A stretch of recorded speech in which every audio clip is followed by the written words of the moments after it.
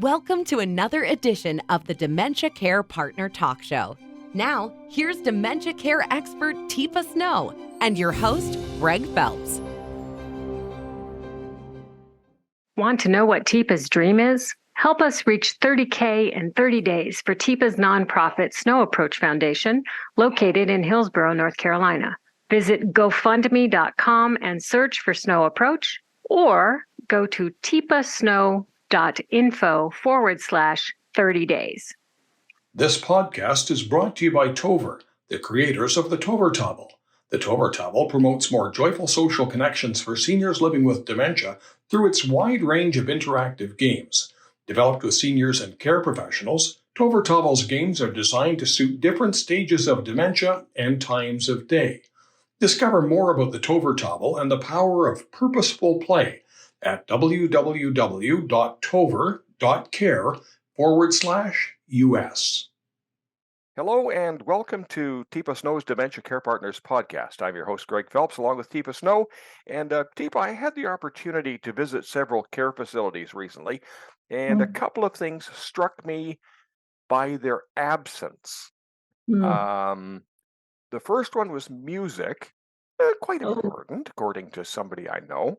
And another one seemed to be not a total absence, but a serious decline in activities. Now, why might this trigger some sort of an alarm bell in your mind and my mind? Ooh, well, Greg, it turns out that engagement, staying engaged in living, keeps us, number one, out of trouble, but number two, finding value in being alive. It's really what gives us that sense of value and worth. Why should we do this? I mean, it's sort of hard work staying alive. So if we take away music, that takes away one major rhythm that can be a reinforcer for pleasure or joy or memory or fellowship or calm and relaxation. And not having music is pretty serious in many people's lives. I mean, the right kind of music, but not having any music is like, yikes, that's pretty barren. So why is music something that you tend to dwell on sometimes? Is there part of my brain where why does it trigger emotion for a song that I've heard 50 years ago? 50 years ago, yeah. Well, it triggers it for a variety of reasons. And that's one of the powers of music, is it has the ability to light up so many sections of your brain. But if you think about it, what happens if you don't have a heartbeat, Greg? Well, I think you're probably going to be, your best before date has just come, hasn't it? Yeah. I think you're sort of not here anymore. Yeah. How about if you don't have the breathing rhythm, if you don't have a rhythm of breath? Yeah, that's kind of right up there with serious. Yeah. Okay. So when you hear music, believe it or not, it tends to impact the rhythm of your heart and the rhythm of your breath. So if you hear something that excites you, what do you think happens to those two things? Well, they'd probably kind of light up if you were put me on what do you call those, one of those scopes that measures my brain? Would you see EEGs. something If lighting you do up that in there? EEG thing, yeah. If you were to check electrical activity, you'd find there's a huge increase. Not only that, it's connected to a part of your brain called the amygdala. Now, that amygdala, we've talked about it a lot. It's that keep you alive center. So if I just say that, it's connected to keep you alive. Music is really tightly connected to the amygdala. What does that say to you about the importance of music then? Well, it sort of sounds to me like I'm going to escort that one to the front of the line. Yeah. So for instance, if you've ever been in a movie and they play the creepy music, what happens as soon as you hear that creepy music? What do you start thinking? Well, I instantly thought of da-dum, da-dum, da-dum. And I think everybody knows Jaws. Yeah, there you go. Or, the Alfred Hitchcocks or those kind of things. People use music to set the mood. And it turns out our moods then set our chemistry, and our chemistry sets us up for being engaged and active or not. So what about if you hear, oh, what do you think if you hear an O drawn out really far? It's an energy to it. Well, so it What sort of sounds like you're going to break into a show tune there, Teepa. There you go. Yeah. Yeah. And so musicals long have used that. But if we just even look at music in general, like what you grew up with, we often connect major emotional events in our life, what are called episodic memories, and they're personal memories with music. But we also use music as a connector among us. So if I were to say, head, shoulders, knees, and toes, very popular kids song. It turns out when I've done that in different countries with different languages, everybody still does it. It was the most interesting thing because it was like all of a sudden they're singing in Icelandic. They're singing they're singing in Spanish. It's like, oh, they get it. And so that connectivity. So for me, music speaks so loudly. And what's cool is when I get the rhythm of an old song, then I get the words of the old song, then I can sometimes find words in general. So for me, music is such a critical piece of transitions, of initiations, of sequencing, of how do you do that kind of stuff. So then if we switch over to activities now, is it somewhat the same? Because I've seen people sort of placed at tables with not much to do, and I sort of twitch when I see that, and I imagine you would probably do more than twitch. You would probably open your mouth and say something. I would, and I'd start intervening because that's not a healthy behavior. Human beings are really meant to move. And if there's nothing that has value that gets me to move, I'll frequently try to move anyway, or I give up. And I just give up and I just let go of trying. And then I let go of engaging. And then I let go of living. And I'm just existing. And then before too long, I'm not even doing that. Because it turns out that engagement, active engagement, cognitive and physical, is actually the thing that stimulates us to a point where it changes the chemistry of our bodies and our brains and gets us going on stuff. Social engagement, physical engagement, cognitive engagement. And so when we don't have support for that, which is why people classically move into residential programming, is because they're not able to do it on their own for a variety of reasons. And we place them in situations where there'll be more opportunities and more support for that. And then we don't provide those opportunities and support. It seems like we're cheating on the promise that we made, which is if you do this, then we'll do that. And it's like, oh, well, we'll just take care of your body. How's that? And it's like, yeah, no, that's not really what it's about for me, frankly.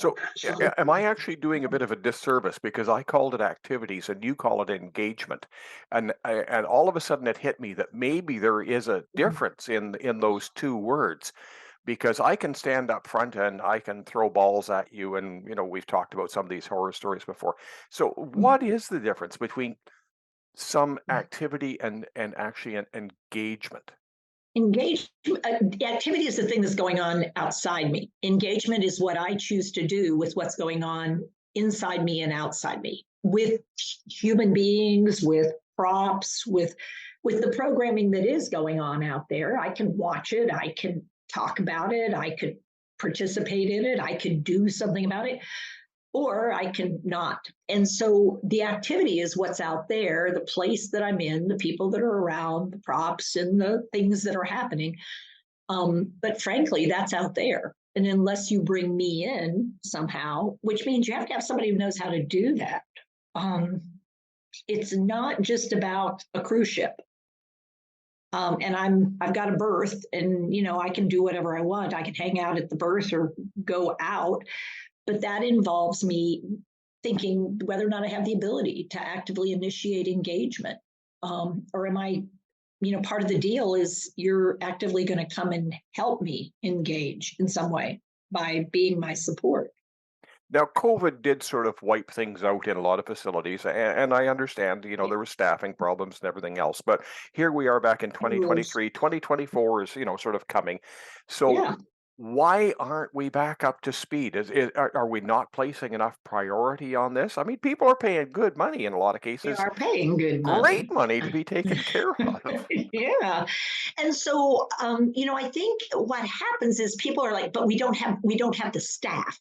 And when people think staff, their first priority is, can we meet the regulations of body care, of timing of when food gets out, of getting the food at least to the table, and whether they eat it or not, we'll document it. So there's this documentation phenomena that takes time.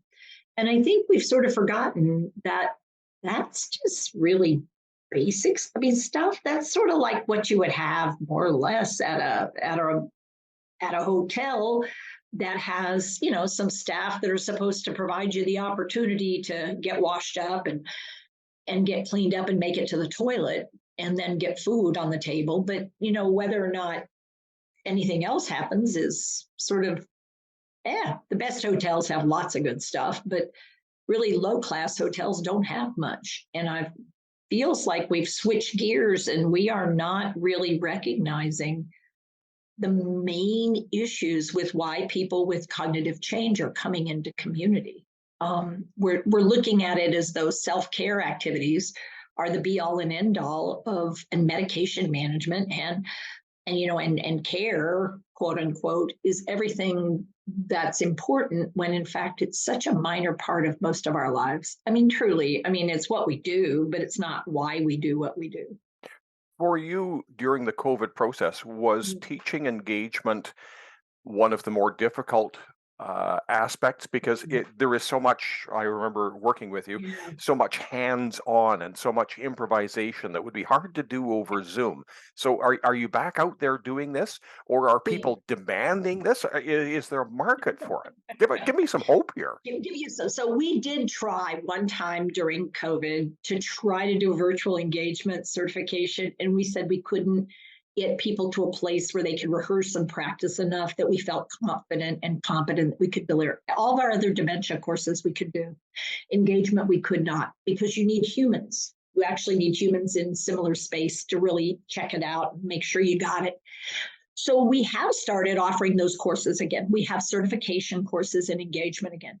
I am also finding that I'm going out and what people are asking me for is, okay, so can you give us some tips on engagement, on activity? Of course, they activities, much as you started off saying activities, but what they really meant was engagement. How can we get people re-engaged? Because we taught them, don't engage with us. Don't connect to me. Don't get close to me. Don't touch stuff that's not yours. We did a lot of that during COVID. And that's part of, I think, the issue is we haven't actually said, stop.